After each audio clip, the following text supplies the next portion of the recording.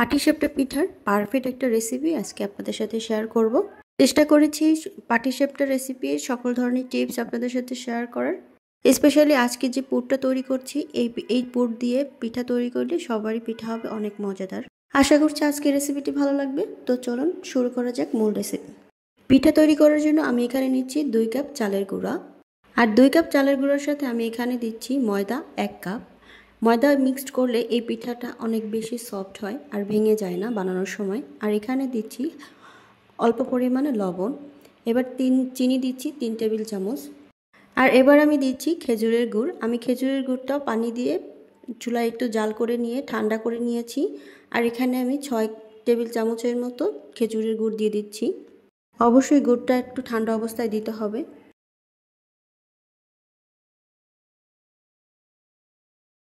গুড়টা অ্যাড করার পরে আমি এখানে নিয়েছি পানি। আমি এখানে রুম টেম্পারেচারের পানি নিয়েছি।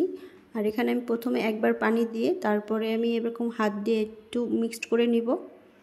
একবারে পানিটা দিব না, আবার একটু পানি দিয়ে আমি আবার মিক্সড করে নিচ্ছি।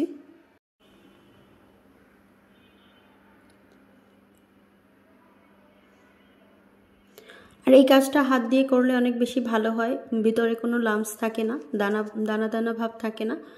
আমি এখানে আবার একটু পানি দিয়ে আবার এভাবে করে একটু হাত দিয়ে মিক্সড করে নিচ্ছি।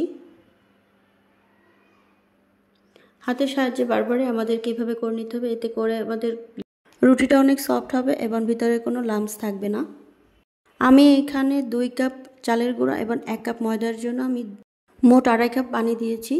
চালের গুঁড়া অনুযায়ী পানি কম বেশি লাগতে পারে। পাটিসাপটা পিঠার রুটিটা কিন্তু বেশ একটা ঘন হবে না, একটু পাতলাই হবে। এরকম আঙ্গুল দেখা যায়, এরকম ট্রান্সপারেন্ট হবে।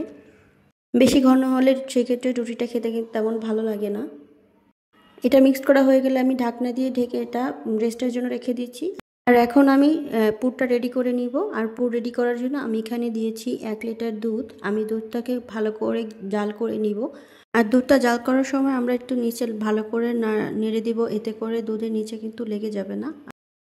দুধটা আমি চুলায় বসিয়ে আমি অন্য একটা মিশ্রণ রেডি করে নিচ্ছি। এখানে নিয়েছি আমি 1 বাটি দুধ। আর দুধের ভিতরে আমি দিয়ে দিচ্ছি 3 টেবিল চামচ চালের গুঁড়া।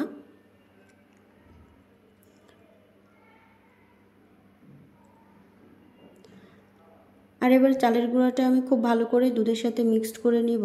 আর এটাকে আমি রেখে দিব পরবর্তী দুধের সাথে মিক্সড করে ক্ষীর বানানোর জন্য। এদিকে আমার দুধটা কিন্তু একদম জাল করে আমি ঘন করে নিয়েছি। এরকম একটা ঘন পর্যায়ে আসলে আমরা এই মিশ্রণটাকে এটার সাথে দিয়ে দিব। আর এটা মিক্সড করার সময় কিন্তু দুধটা ঠান্ডা টেম্পারেচারে থাকতে হবে। দুধটা বেশি গরম থাকলে কিন্তু হবে না, সেই ক্ষেত্রে কিন্তু দলা পেকে যাবে। এখন আমি দিয়ে দিচ্ছি গুড়।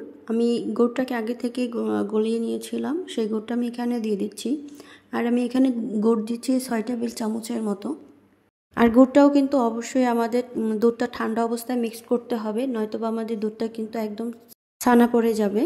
আর এখন আমি দিয়ে দিচ্ছি 3 টেবিল চামচের মতো চিনি। মিষ্টির পরিমাণটা আপনারা আপনাদের পছন্দ অনুযায়ী মিক্সড করতে পারেন। আর এবার আমি সবগুলো উপকরণ খুব ভালো করে মিক্সড করে নিচ্ছি। আর মিক্সড করা হয়ে গেলে এবার আমি চুলার জালটা ধরিয়ে দিয়ে খুব ভালো করে এটাকে আবার কষিয়ে নিব। আর এই পর্যায়ে নাড়ানো কিন্তু একদমই বন্ধ করা যাবে না, সেক্ষেত্রে কিন্তু আমাদের এটা লেগে যাওয়ার অনেক চান্স থাকবে। আর এখন আমি দিয়ে দিচ্ছি একদম সামান্য পরিমাণে একটু লবণ, 1 চিমটি পরিমাণ। খুব বেশি পরিমাণে দেওয়া যাবে না, সেক্ষেত্রে কিন্তু টেস্টটা নষ্ট হয়ে যাবে। কিছুক্ষণ জাল করার পরেই কিন্তু এটা ঘন হয়ে যাবে। আর এই পর্যায়ে কিন্তু চুলার জাল একদম মিডিয়াম আঁচে থাকবে। আর খুব ভালো করে নাড়া দিতে হবে, নয়তো বা আমাদের পুরটা কিন্তু পুড়ে যাবে। আর পুরটা পুড়ে গেলে কিন্তু এই পিঠার টেস্টটা কিন্তু ভালো হয় না। আর পিঠার পুরটা যখন এরকম ঘন হয়ে আসবে, আর সেই পর্যায়ে আমি দিয়ে দিচ্ছি 1 টেবিল চামচ ঘি। আর এই পর্যায়ে ঘিটা মিক্সড করলে আমাদের পুরটা কিন্তু নিচে লেগে যাবে না। ঘিটা দেওয়ার পরে কিন্তু আমি আরও 2 মিনিটের মতো একটু এটাকে জাল করে নিচ্ছি। যখন এরকম কাঠের নাড়ুর সাথে ঘিটা লেগে যাবে তখন মনে করতে হবে যে এই ঘিটা রেডি। তখন আমি আরও 1 টেবিল চামচ ঘি দিয়ে দিচ্ছি জাস্ট ফ্লেভারের জন্য। আর এই পর্যায়ে ঘি দিলে পুর থেকে অনেক সুন্দর একটা ফ্লেভার আসে। এই পর্যায়ে আমি কিন্তু ক্ষীরটাকে একদম ঠান্ডা করে নিচ্ছি। আর আগে যে আমি পাটিসাপটা রুটির জন্য মিশ্রণটা তৈরি করেছিলাম, এবার আমি সেটাকে আরও একটু মিক্সড করে নিচ্ছি। এরকম একটা গোল চামিচ নিয়ে খুব ভালো করে মিক্সড করে নিচ্ছি।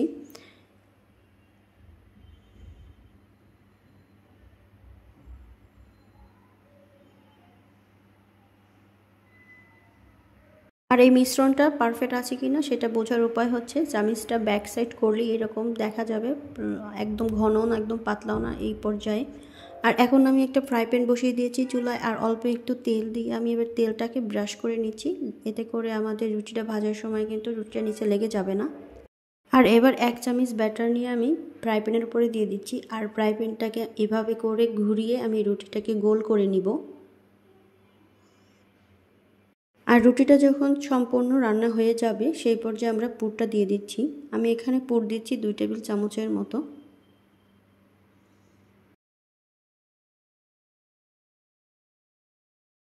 আর পুরটা দেওয়া হয়ে গেলে এবার আমি পিঠাটাকে ভাঁজ করে নিচ্ছি।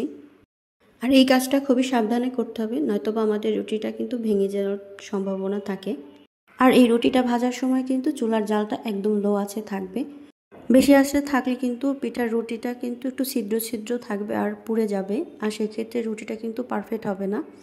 এভাবে করে আমি সবগুলো পিঠা তৈরি করে নিয়েছি, আর এখানে আমার 18 থেকে 20 পিস পিঠা হয়েছে। আর আমার পিঠাগুলো কিন্তু একদম মসৃণ হয়েছে, আর রুটিটা কিন্তু ভেঙে যায়নি, একদম পারফেক্ট হয়েছে। আর এবার আমি দেখিয়ে দিচ্ছি যে পিঠার ভিতরের পুরটা কীরকম হয়েছে দেখতে। মাশাআল্লাহ, পুরটা যেরকম দেখতে লোভনীয় হয়েছে, খেতেও কিন্তু খুবই অসাধারণ হয়েছে। আশা করি আজকের রেসিপিটি ভালো লেগেছে, আর ভালো লাগলে অবশ্যই আমার চ্যানেলটা সাবস্ক্রাইব করে পাশেই থাকবেন।